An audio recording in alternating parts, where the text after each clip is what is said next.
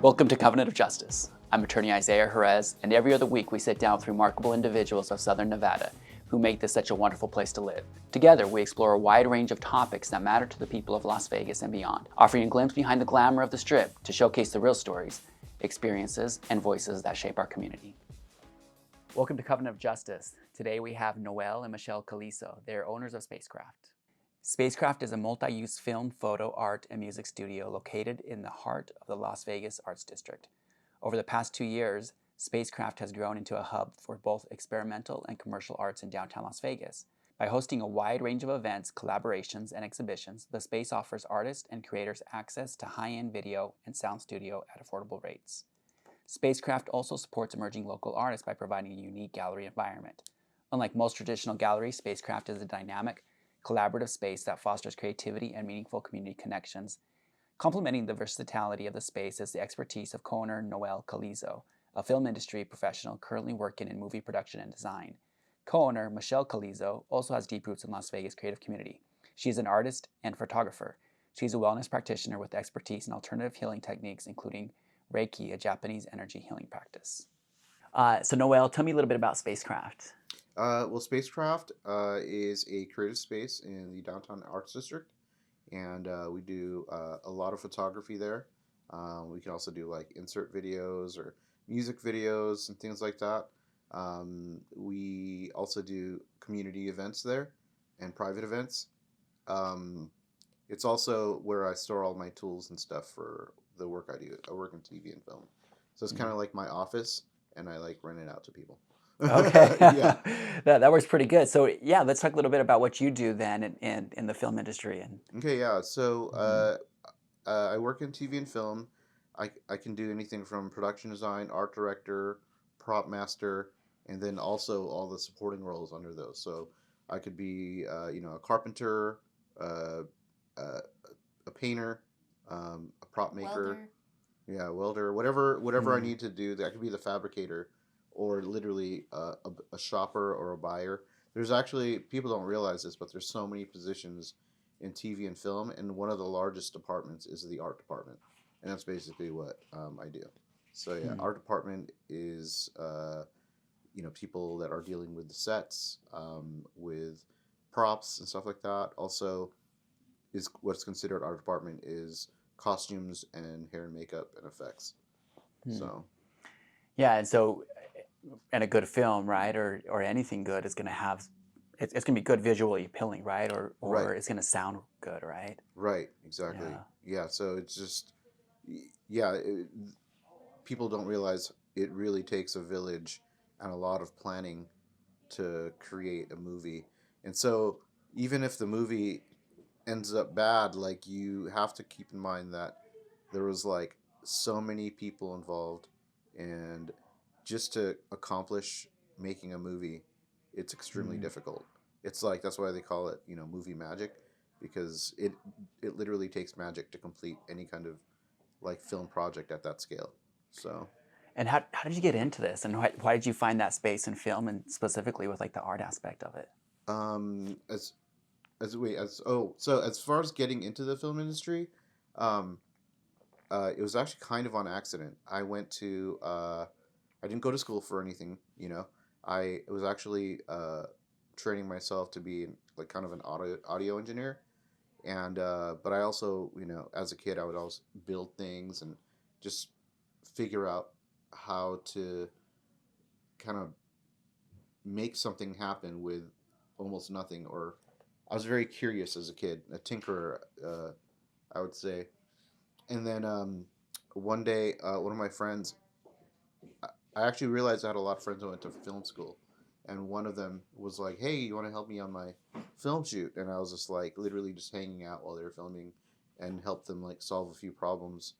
And then one after that shoot, those guys were like, "Hey, we're gonna get some gigs as a PA," and I didn't even know what that was. Yeah, what is a PA? It's a production assistant. Okay. It's like basically the lowest level of a position, and you could be a set PA, you could be an office PA.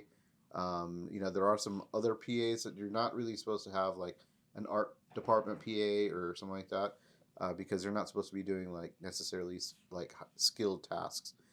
It's like very low paying. Like I think my first gig was like I was like making $125 for the day. I think it Mm-hmm. translated to like $9 an hour or something, Oh, $8 an long, hour. long days then. Long It days was on the set. long days Yeah. though, yeah, working for that. Uh, But it was fun. Like when I first started, it was just like, cool, we're filming stuff, and making some money from it. mm-hmm. So essentially, the money at first, even now, it's not as important as creating something fun or something cool for people to watch and experience. So Yeah, and how many years have you been doing that then? got my first real project in 2013.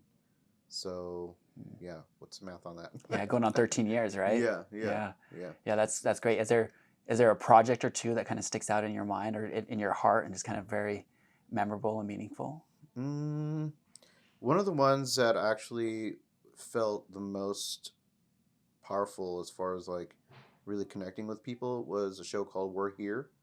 It's a HBO kind of docu series, and so they had characters from RuPaul's Drag Race, the winners of it. It was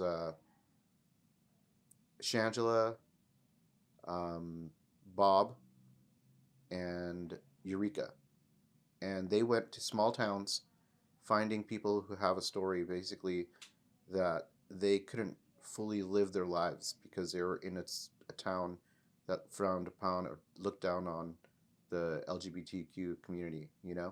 And so they would go there, they would tell the story of these kids or people, and they would tell them, hey, you know, you can go out there and just be who you are and don't be afraid of it. And they would organize this massive drag show in the middle of this Mm. town that does not like that kind of stuff. And you could see how much emotion was going through every scene just filming it. It was wild. The show won some really good, won some awards, and they changed the format of it. But that format, the one that it was like a season 3 that I worked on, was like I feel like the best one. It was pretty powerful. It got Mm. to a lot of people.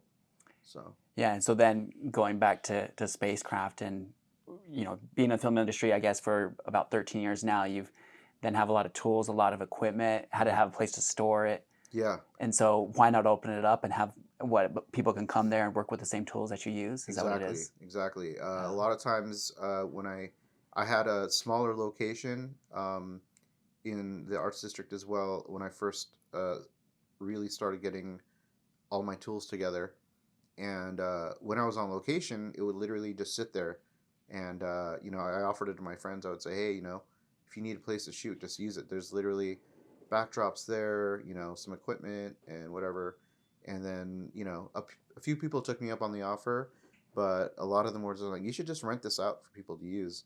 Hmm. And then we were also in a building that was a little bit older and maybe didn't look as commercially, you know, uh, I guess for visual aspect, is great. So I got the opportunity to get into this new location, and then we went full blown with promoting it as a location to film or do photography at and do creative projects. So And are we talking about seasoned artists that are coming there, or do you have just some artists that may be coming up, or some people that might even think, oh, maybe this would be fun, just go check it out, rent it out for a day, and kind of see what we can put together? yeah, it's actually all levels, entry level. Like people that just want to, try it out and see, what it feels like to shoot in a studio, for the first time or not.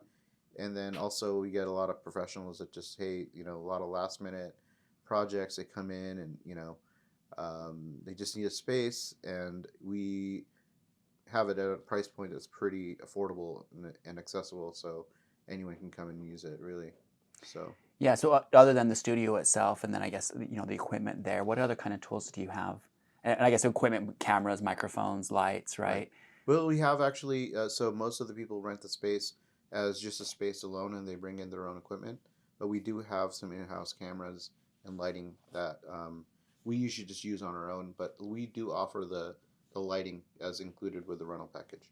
So Mm-hmm. as far as my own tools specifically, basically I have anything back there. to build sets. I mean, it's like a full carpentry shop on wheels, you know. And Hmm. normally, what I do is if I'm on a project, they rent me like a large truck, 28 foot or 30 foot, and I put my whole toolkit in there, and I kind of am like a not necessarily really a one man art department, but I have the kit for the entire art department if we are doing low budget. So it's usually hard to find a full crew to do every single position that would normally be like, 10 to 15 people. And then so with the lower budgets, we have to build a crew that can accomplish all these crazy tasks. And then we have to have all the tools available. And so over the years, I just built all we call it a kit. I built a kit that's basically can cover every single part of our department, whether it's construction, props, scenic painting.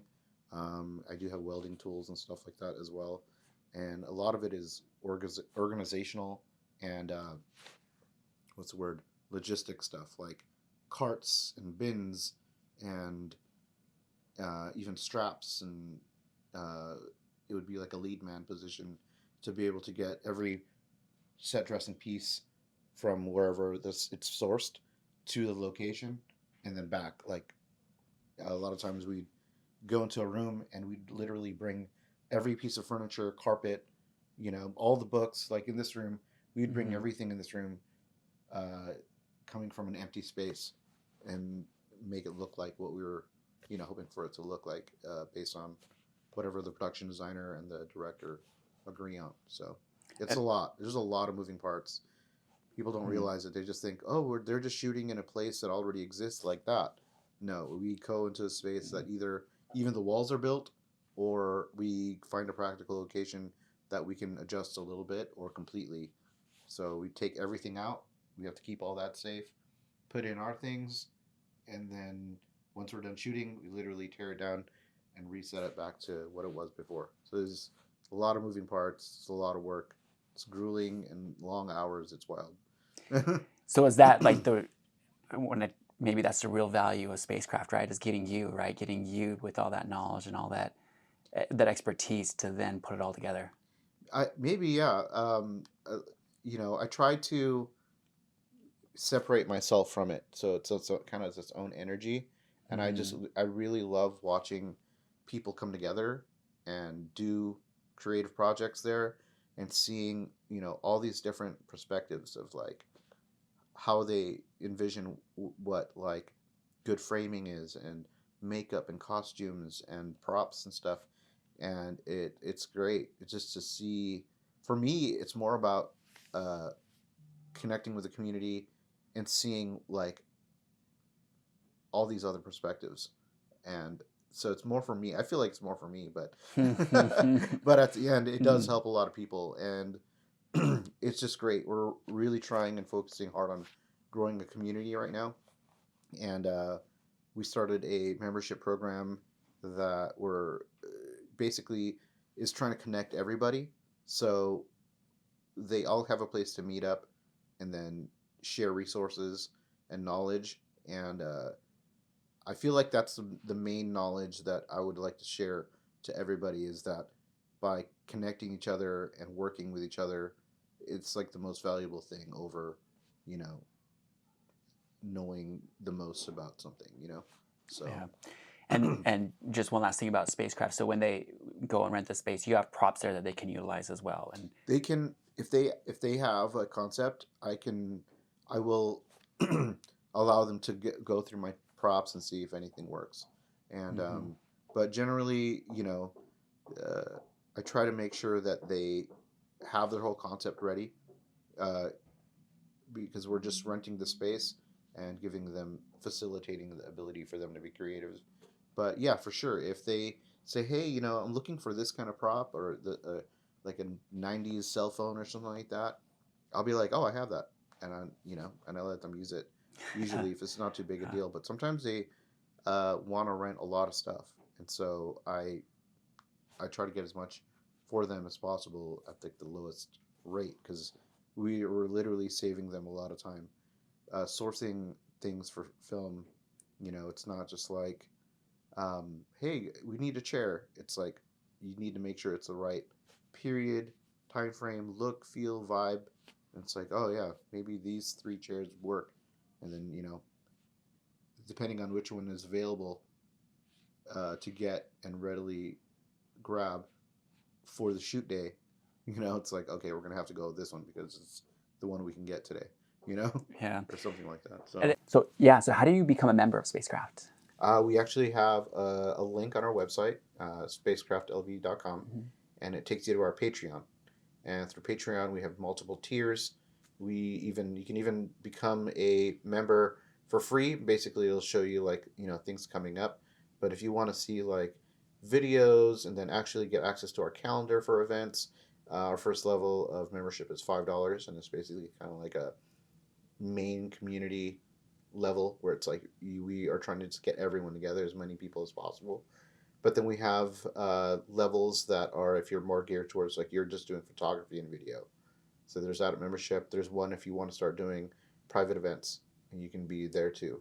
And then one if you just want a little bit of a discount doing photography and making content. And so there's just it's basically the step up from the five. It's 5, 25, and then we have we're gonna have a few different memberships at $100, and each one specifically to what your needs are as a creative. Mm-hmm. So I kind of want to talk a little bit about art generally, right? And I'm not much of I don't study art, right? mm-hmm. But you talk about a low budget. It seems to me, right? And I don't know, but isn't that where kind of the best ideas come from? Absolutely. Right? Are from what we would generally call a starving artist, right? Someone who's operating on the margins. Absolutely. That's actually kind of the battle in filmmaking. It's you get these artists who have this amazing vision to create something, and then they're all kind of stunted based on time and budget, and it's like, how are we going to make this movie if we have no money? And then so that's where really creativity comes in, where it's like, how do we tell the story with what we have, you know what I mean, rather than how much money can we raise or something like that. But then even in larger budget productions, the director and the writers might have this amazing story to tell, and the producers, because they're investing in it, they'll be like, I'll give you this money if you can make sure this happens and that happens. And then also they're like, oh, I don't like this about the story, so you have to change it. And so that's kind of a thing where they're battling to have control. And there's a little bit of influence too that's happening when you're creating these stories. It's just like, what is the message you want to send? And then so with so many heads making decisions, it could get blurred, and then it's like, oh, maybe the final product isn't what originally was, the goal. So that's why a lot of movies just don't necessarily come out as great, or maybe it does come out exactly they want it to. It's just people don't get it, or it's weird. It's interesting, but that's kind of the whole process of art too, right? Where it's like you never really know how it's going to connect with people. So yeah, it just kind of leads into my other question, where there's, I guess, commercial art and experimental art, right. And I didn't even realize that you can coin the two separately, and maybe what would you consider to be experimental art versus I guess commercial art would be you have a budget for a film, and the goal is to get it out on out there in the market to make some money, right? Is experimental, is the goal not to make money, or what is the goal with experimental art? I mean, it's interesting because if you get into a place where you're making the popular movies where it's big budget, it's meant to be blockbusters, you know um, uh, you could do those projects, but then also now that you're actually making money, you can self-produce now the really creative and weird stuff, and it's kind of like a balance. It's actually really hard to be able to do both for some reason. I just, from what I've experienced, um, It's got to be different mind spaces, right? I mean, completely, your heart's got to be in a different position, I would completely, imagine. yeah. I just recently been watching a lot of what is the name of the director? I can't think of it right now. I'm such a fan too. But he made this movie called Poor Things, and it was like pretty strange, but it ended up being pretty well received. And then he also made a couple other movies that just really weird and very artsy, like Begonia.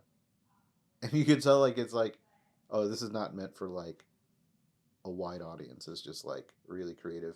He has other films too, The Lobster, and it's just quirky and strange, and I like those kind of movies. So, um, Mhm. but And yeah, and it's just where do you find those quirky and strange videos? Because they're right, they don't show up on my Netflix feed or my Netflix feed, right?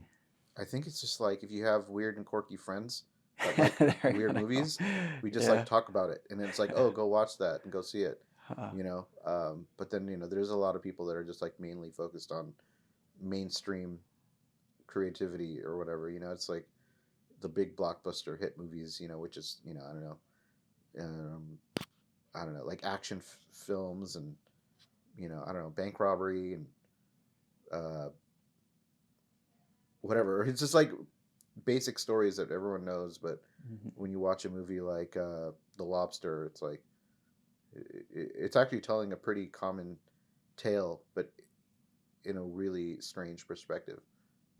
It's like the dating, the dating scene. It's interesting. Huh.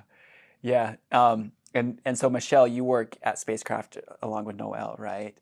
Um, Yeah, Yeah. we're owners together. yeah, or co-owners, right? Yeah, Yes. the two of you are married, is that right? Yes. Okay, cool. Yeah, Co-owners. yeah. Help out. I manage She does a lot. bookings. We pretty much have access to the Instagram, both of us. So Yeah. whoever Mhm. gets the message first, whoever's not doing their thing at the moment, if I'm available, I'll reply. If I'm available, I'll be there at the studio to open for people. Um, yeah, it's just we both kind of work together with it. It's just us, and we Mhm. have the help of the community to do events. But yeah, it's mainly both of us together. Mhm. Yeah, and I know Noel brought this up, but maybe you can talk a little bit about it a little bit more, right? Kind of having some type of, you know, membership where that community can then grow and kind of support one another. What does that look like? Yeah, we launched it a month ago. Mhm. We've talked about it a lot even before we launched it, but the main idea was to solidify a community, to say this is the space where any artist, whether it's music or painter, whatever art um, that you You do. that you do, um, it's a space for you to create and meet people. Um, a lot of photography studios, it's a space to just do that, photography. But I I see throughout the years since I met Noel, I met him when he had spacecraft already, and I think 2 years into spacecraft, I just saw it as a place for people to get together and create. It wasn't just a space to go and have a booking and it's 1 hour. It was more of a space where you actually met people and you learned from the space and everything around it And each other. and each Yeah. other. Yeah. So the mainly what the membership is for people to know that it's a community. And yeah, that's where I think it's kind of started the idea. Yeah, and Noel kind of got, or was attracted to kind of the film and the art in the film. What about you? I think you're a musician, is that right? I started actually in the medical field when I met Noel. Oh, you were in the medical field. I was a medical Yeah, assistant, okay. and it was just one of those things where I wanted to do something else, something more. I wanted my life to be more artistic. I loved to paint. I had a small camera, and I never saw myself as being a professional artist or professional photographer. But I wanted to do something with my hobbies and with things that I loved to do. And I think that's when I aligned to Noel, and I was doing Reiki. It's a Japanese healing modality. And I got invited to a Reiki circle, which was held at Spacecraft. And I went specifically for the circle, and I met a bunch of people, artists and healers, and that's when I realized, I'm like, oh, this is really cool, diverse space. And yeah, I'm sorry, what was the Yeah, question? no, it's interesting because I kind of met. So you had a Reiki circle that went to Spacecraft. What was what was their idea to hold the circle there at Spacecraft instead of going somewhere else? It was actually really interesting because it was during COVID, right? And I had some friends that wanted to have little groups where they were doing Reiki and talking about just self healing as far as like meditation and stuff like that. And I was like, well, if you guys want to do it here, you can. That's fine. That's cool. It's a good idea. You know. And then so we were, yeah, it was literally in the middle of COVID. No one was going out. No one was doing anything. People weren't really going anywhere. But we started inviting people to come and hang out and meditate and um, get Reiki. And basically, it was like kind of like a circle of like safety where people can go and talk about how they feel and relax and feel safe and and eventually we started getting up to like 30 people coming, and we were indoors for a while, and then we ended up just like lighting a small bonfire and going and sitting in a circle around it, and yeah, it got really big, and it was really cool to see that kind of a spiritual community form, and we made a lot of connections, met a lot of people through that, and yeah, it's just so important. I feel for people to just come together and connect and help each other. It was really Mm. like the main goal for anything I do, just to try to get people together. So Yeah, I mean that's pretty cool, right? I mean, good art's gonna talk to our spirit, right? And then here's a forum where you're trying to get people to come out and to be artistic, and then you have a group that focuses specifically on that, right? The spirituality, and I don't know much about Reiki. I don't know anything about Reiki, but tell me a little bit about it. So it's healing through meditation and through breathing. Is that what it is? Yeah, as a practitioner, Mhm. you meditate before you get attuned to the Reiki energy. You meditate to come back to the present, to feel your feelings, to be able to know that if you're feeling sad, those are actually your feelings, not somebody else's. A lot of healers are empaths, so we feel a lot. And so meditation brings you back to knowing about yourself and helps you know about others as well. It's like you become more sensitive to people's emotions, and Reiki pretty much balances that life force energy around a person's electromagnetic field. So it calms you down. It helps your own body to regenerate its own cells, and it's very peaceful. You lay down, you could be sitting, you can close your eyes to kind of just feel into your body, and it's a very grounding practice, meditation. And so laying down and then getting into that meditative state, is it a lot of focus on breathing or visualization? What is it? Yeah, actually, well, I incorporate breathing techniques. I also studied neurolinguistic programming and hypnotherapy, which involves guided meditations. specifically for the person. So I would have a consultation with the person, ask them what are their goals, what do they want to release, and through that, I make a specific meditation for them. So as they're laying down, I guide them through a meditation that makes them feel safe and brings them to the present. And then I also incorporate sound healing, which is these sound bowls that have different frequencies, and the frequencies are healing. Uh, Everything is sound. Everything's vibrating. Nothing is, um, solid, solidified. Everything's moving. And so these frequencies attune you to a specific um, vibration, whether it's compassion, love, gratitude. It's more of a higher frequency. So it immediately brings you into the state of relaxation, which is how you feel when you're grateful. Like, okay, I'm safe, I'm here, present. And it helps you sleep, it helps you with your sleep patterns, and gives you clarity. It's hard to explain how it does that, but as your body is relaxed, you're able to think more. And it just kind of translates to that the next day after your Reiki session. You feel lighter. People feel like their shoulders are more loose. There was resistance before, prior to the session, and after. People just feel more open and receptive to people. You're not judging yourself. You're not judging others. You're kind of an observer.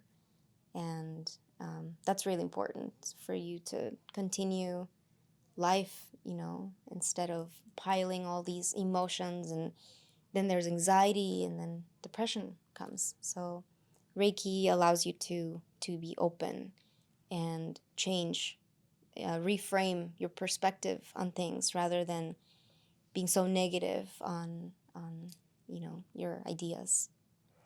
Yeah, because we are spiritual beings, right? And as spiritual beings, we're faced with so much stuff that contradicts what our spirit really wants in life, right? What the ultimate goal is, but we're like almost, for some time, we're here experiencing this. And so, yeah, to then take that spiritual step back and release from the physical for a moment and be able to meditate.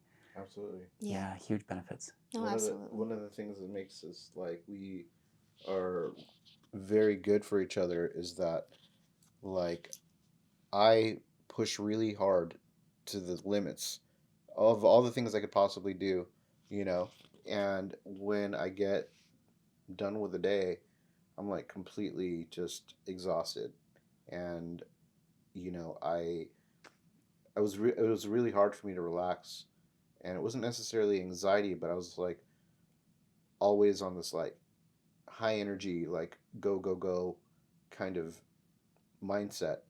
And when we started hanging out, and you know, she was helping me start doing things, even with the studio before we got married, and I just realized that she has like this calming effect, you know, that you know, and she also did Reiki, so I got some free Reiki sessions, you know, and so it definitely helped me, you know, like just learning how to relax and just be present, and she facilitated that.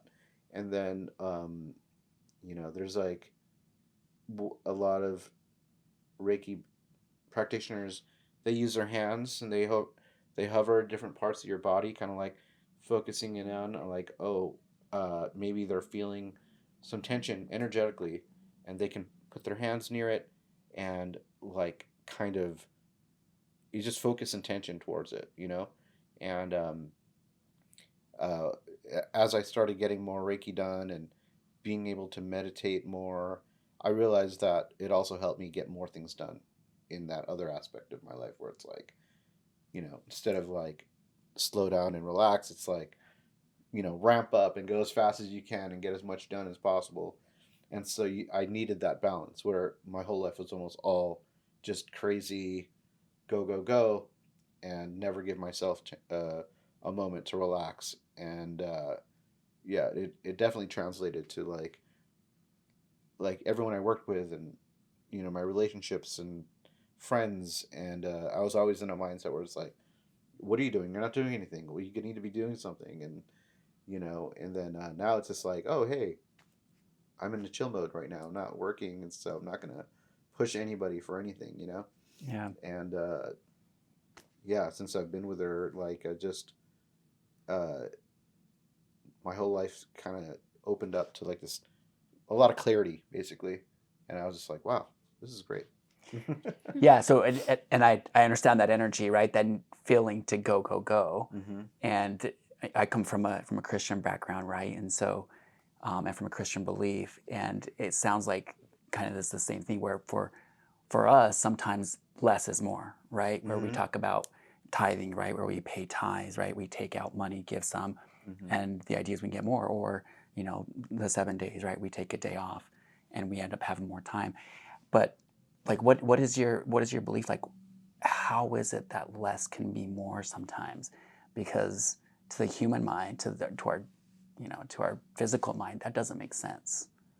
um, for me specifically, um, it's kind of like burning a candle at both ends, right? So I'm always doing something crazy, and then eventually you're gonna run out of energy and wick, and you're gonna have to, I don't know, get another candle or something like that. Hmm. But having the ability to slow down and refocus and gain clarity, and whether it's through prayer or meditation or giving yourself a moment to just find the moment and find you know realign with your goals and yourself, and even taking a moment to listen to your body and your mind. you know I mean, you know would not it doesn't really matter what religion, like, or what beliefs system you use. I think if you can find of that peace in your body and in your soul and in your mind, and then with everything around you, it's like it's super important to be able to go on, because we, depending on like your mindset, I feel like, um, if you don't take that moment to realign and connect, and understand what your real goals are, you might completely lose everything because you're not following whatever path that you decided on. Yeah, that So visual that you give, right, of the candle burning at both ends versus just having it lit at the top, right, and yeah, being able, the light's going to last much longer, exactly, right? Um, exactly. but yeah, no, and getting back to that, less is more. To me, it's almost like this mystery of the universe, and a lot of times, like we don't need to know, right? I mean, part of it is just kind of accepting it. Like again, like Absolutely. you're talking about, whatever belief system gets us to that point where we 100%. recognize that. Biggest thing is, can we step aside from the physical and focus on really what matters to our spirits? Absolutely. Absolutely. Yeah. That's like Yes. what I notice is like the most important thing is just, you know, having a path and following it. And, there's so many different cultures and thought processes and, energies. And as long as your your goal is to be a better version and to treat people, fairly and rightly and honestly, and you're really giving yourself something to live for, really, you know?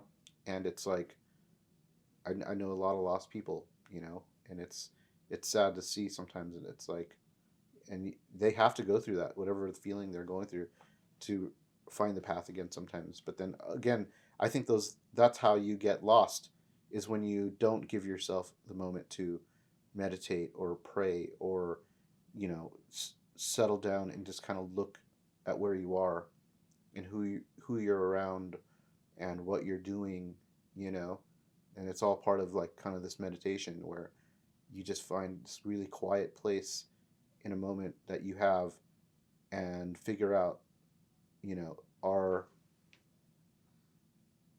your messages that you want to deliver to people, and then also the messages you want to listen to and connect with what you want, is it in alignment? And yeah, that's exactly why we need meditation, because you'll end up lost because you were going in a direction and you never realize that, you never stop to look up and look around, that you might not even be in the same direction anymore. And yeah, you end up maybe feeling lost or depressed or something like that. And yeah. But and say spacecraft is providing that forum for people, right? Hey, In the form of whatever, art and in the creativity. form of art, exactly, Yeah. right? Yeah, something Yeah. that can speak to other people, whether or not it's experimental or whether or not it's commercial, right? Exactly. And Yeah. I mean, honestly, that, like we were talking about, like, you kind of need both, you know? Like in my job, like when I work with these companies, you know, sometimes it's just a commercial, or you know, some kind of, like, you know, generic project where it's like maybe it doesn't have like the best message, but at least I get to create and get some money from it, and then I can take that money and transfer it to something that is meaningful, you know, to more than just myself but others as well.